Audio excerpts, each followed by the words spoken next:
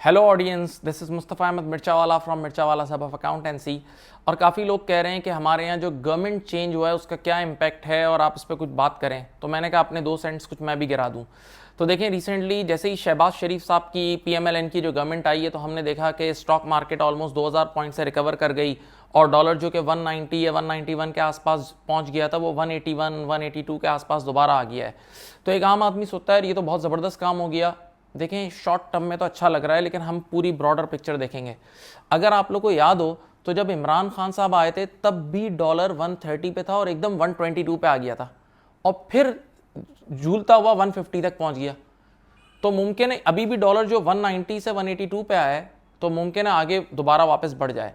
तो ना उस वक्त इमरान खान साहब की गलती थी सिवाय एक आध के जो मैं बताता हूँ, ना इस वक्त इन लोगों की गलती होगी पीएमएलएन की, क्योंकि ये मसला निज़ाम का है, ये मसला स्ट्रक्चर का है कि स्ट्रक्चर ही ऐसा बना हुआ है कि अब 2-3 साल अगर कोई एक आध गवर्नमेंट ने लोन लिया तो हम उसके ऊपर ब्लेम नहीं कर सकते। अच्छा, मैंने जो अभी बात की कि इमरान खान के दौर में जब वो आए थे तो डॉलर 130 का था, लेकिन उनके आने के साथ लोगों के जहन में एक परसेप्शन थी कि वो एक कैरिज्मेटिक पर्सनैलिटी है और फॉरेन में, ओवरसीज़ पाकिस्तानी में उनका बहुत बड़ा फ़ैन क्लब है, तो बहुत सारी रेमिटेंसेज आएंगी, बहुत सारे इन्फ्लोज आएंगे। तो उस वजह से 130 से डॉलर 122 हो गया था। लेकिन 122 से जब 150 हुआ ना, उसकी एक बहुत बड़ी वजह जो एक्सपर्ट्स कहते हैं कि उन्होंने आईएमएफ के पास जाने में देर की थी और उन्होंने 2-3 महीने सोचने में टाइम लगाया। शायद एक इन एक्सपीरियंस का भी इशू था, या कुछ लोग ये भी कहते हैं कि उन्होंने इतने वादे किए थे कि हम कभी भी आईएमएफ के पास नहीं जाएंगे, तो उन्होंने इस चीज़ को डिसीजन लेने में थोड़ा टाइम लिया, तो इस वजह से भी डॉलर 150 तक गया था। बहरहाल इसमें गवर्नमेंट की इतनी कोई कसूर नहीं होता क्योंकि हमारे स्ट्रक्चर ही ऐसे हैं। अब हम गोइंग फॉरवर्ड, अब ये जो नई गवर्नमेंट आई है, चाहे कोई भी गवर्नमेंट आए, उसका पहला काम ये होता है कि रिजर्व्स में किसी तरह पैसा डाले। तो अगर इस वक्त आप हमारे स्टेट बैंक के रिजर्व्स देखें तो वो 11 बिलियन डॉलर के आसपास है, 11.2 हो जाते हैं, 10.9 इस तरह हो जाते हैं, जो कि बहुत कम है, बहुत कम है। यानी हमारे पास सिर्फ 50 दिनों के इंपोर्ट का पैसा बचा है, जबकि अगर कुछ मंथ्स पहले आप जाएं ना तो हमारे पास आराम से 3 महीने के इंपोर्ट्स का पैसा होता था, जो कि इतना हाई नहीं है, वो भी बहुत हाई नहीं है, लेकिन वो कुछ हद तक गुजारा था। तो अब क्या करना होगा, हमें डॉलर्स चाहिए तो हमें अपने फ्रेंडली कंट्रीज़ के पास जाना होगा। लेकिन हमारे फ्रेंडली कंट्रीज़ भी इतने चालाक है, वो कहते हैं हम एक शर्त पे लोन देंगे कि अगर आपने आईएमएफ से लोन लिया हुआ होगा। सवाल ये कि वो ये क्यों बोलते हैं कि आईएमएफ से लोन लिया हुआ होगा, क्योंकि आईएमएफ जब भी किसी मुल्क में आता है तो वो फिस्कल डिसिप्लिन क्रिएट करता है, यानी जो चीज़ें हौच पौच हुई हुई थी, बिखरी हुई होती है, उसको समेटता है, इकोनॉमी को थोड़ा लाइन पे लगाता है। इसका ये मतलब नहीं है वो कई 100 साल पुरानी इकोनॉमी को सही कर देता है, बल्कि बस इकोनॉमी को चलने फिरने की हालत में ले आता है।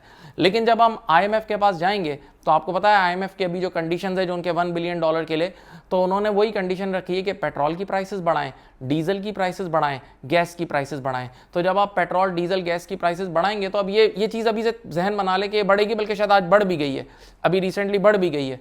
तो 25-30 रुपये ये बढ़ सकती है आराम से, कोई ऐसी बात नहीं है। और जब ये बढ़ेगी तो हमारी इलेक्ट्रिसिटी भी महंगी होगी, वो भी 25-30% इंक्रीज हो सकती है। तो इसके लिए आप अपना जहन पहले से बना लें। तो आम आदमी कहता है सर यूं हमारे पास डॉलर आ जाएंगे तो मसले हल हो जाएंगे। ना ना ना, अभी तो मसला शुरू हुआ है। तो जनाबे वाला, अभी आपने रिसेंटली देखा होगा कि स्टेट बैंक ने इंटरेस्ट रेट 12.5% के आसपास कर दिए, 2.5% से बढ़ा के। तो जब इंटरेस्ट रेट 12.5% कायबोर हो गया है, तो अगर एक आम आदमी ने लोन लेना है या किसी बिजनेसमैन ने लोन लेना है तो उसको बैंक को भी कुछ कट देना होगा, स्प्रेड देना होगा। तो समझ लें 12.5% कायबोर है तो उसमें फिर 2.5% ऊपर बैंक का ऐड कर लें, तो 15-16% के आसपास जब एक आम आदमी को लोन मिलेगा तो कौन लेगा गाड़ियां, तो फिर गाड़ियों की फाइनेंसिंग, कंज्यूमर फाइनेंसिंग वगैरह गिरेगी, लोग क्रेडिट कार्ड्स पे लोन लेना भी बंद करेंगे, तो ऑटोमेटिकली इकोनॉमी में स्लो डाउन आना शुरू हो जाएगा, इकोनॉमी गिरना स्लो होना शुरू हो जाएगी और हमारी इकोनॉमी कॉन्ट्रैक्शनरी पॉलिसी की तरफ चली जाएगी। तो ये मुल्क में स्लो डाउन की इंडिकेशन अभी से है। अच्छा, एक और चीज़, अगर आपने गौर किया हो तो जो हमने इस वक्त लोन लिए हुए, जो टोटल लोन्स पाकिस्तान ने लिए हुए हैं, उसकी इंटरेस्ट कॉस्ट यानी फाइनेंस कॉस्ट इतनी हाई हो गई है कि जितना हम टोटल टैक्स कलेक्ट करेंगे वो सारा का सारा टैक्स इसी इंटरेस्ट कॉस्ट में चला जाएगा, सारा का सारा टैक्स इसी इंटरेस्ट कॉस्ट में चला जाएगा। तो ज़रा सुने, जब सारा का सारा टैक्स इंटरेस्ट कॉस्ट में ही चला जाएगा तो हम बाकी खर्चे कैसे करेंगे, हम आर्मी को किस तरह फाइनेंस करेंगे, हम एजुकेशन पे किस तरह खर्चा करेंगे, हम अपने डेवलपमेंट पे, कंस्ट्रक्शन पे, हेल्थ पे, एजुकेशन पे किस तरह खर्चा करेंगे। तो ये तो सब चीज़ें मसले मसाइल हो जाएंगे। तो अब अगला काम क्या होगा, तैयार रहें कि मुमकिन है कि हमें और टैक्सेस बढ़ाने पड़ें, और टैक्सेस बढ़ाने के लिए मुमकिन है सैलरी क्लास भी इसकी जद में आए, सैलरी क्लासेस के लिए टैक्सेस बढ़ जाएं, मुमकिन है हमारे कैपिटल गेन टैक्स सीजीटी बढ़ जाए, मुमकिन है, एन मुमकिन है कि जीएसटी भी इंक्रीज हो जाए, और एन मुमकिन है कि हमारी एक एसेट क्लास जो कि इस वक्त सही चल रही है वो है प्रॉपर्टी मार्केट, उस पर भी हम टैक्सेस और लगाएं, और उस पर टैक्सेस लगाने की वजह से प्रॉपर्टी मार्केट भी हमारी गिर सकती है। क्योंकि सीधी बात है, जब इंसान के पास कुछ भी नहीं बचता तो वो चीज़ें बेचने लगता है तो आखिरी एसेट का नंबर तो आएगा ना फिर, तो मुमकिन है कि प्रॉपर्टी मार्केट पे भी हिट आ सकती है। अब सवाल ये है कि एक आम आदमी ने क्या करना है।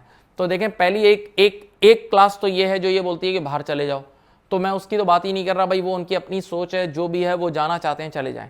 हम उन लोगों के लिए बात कर रहे हैं जो यहाँ रह रहे हैं, जो पैट्रियोटिक हैं या जो भी किसी रीजन की वजह से भी जो यहाँ रहना चाहते हैं। तो पहली चीज तो ये है कि भाई अब ब्लेम करना बंद कर दें गवर्नमेंट को, ये चीज हटा दें, अब किसी के कंट्रोल में ये मामला नहीं है।